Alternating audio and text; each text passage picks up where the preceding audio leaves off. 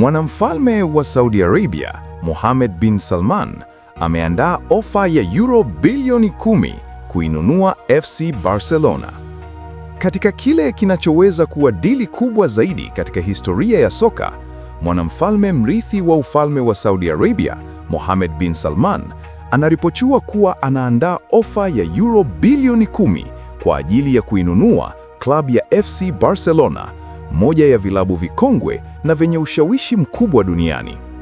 Kwa mujibu wa taarifa zilizochapishwa na François Gallardo, mchambuzi wa michezo anayetambulika barani Ulaya, fedha hizo hazitakuwa tu za kuinunua klabu hiyo, bali pia zitasaidia kufuta deni kubwa la Barcelona linalokadiriwa kufikia euro bilioni 2.5.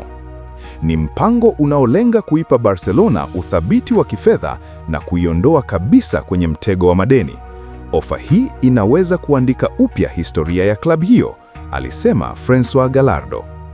Barcelona, licha ya mafanikio ya kihistoria ndani ya uwanja, imekuwa ikikumbwa na matatizo ya kifedha kwa miaka ya karibuni, jambo lililosababisha kupunguzwa kwa matumizi, kuuzwa kwa nyota na mabadiliko ya sera ya kiutawala.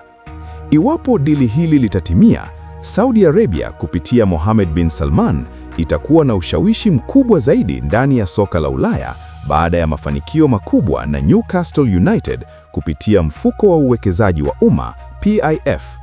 Hata hivyo, Barcelona haijatoa tamko lolote rasmi kuhusu swala hili, huku wachambuzi wa masuala ya soka wakieleza kuwa ofa hiyo inaweza kuwa na vikwazo vya kisheria kutokana na muundo wa umiliki wa klabu hiyo unaohusisha wanachama wake au socios. Je, mashabiki wa Barca wako tayari kuona utawala wa kifalme ukitoa usukani wa Camp Nou? Na je, hili ni jambo la baraka au ni mwisho wa utambulisho wa kihistoria ya Barcelona? Tunasubiri kuona kama ndoto hii ya kifalme itageuka kuwa ukweli.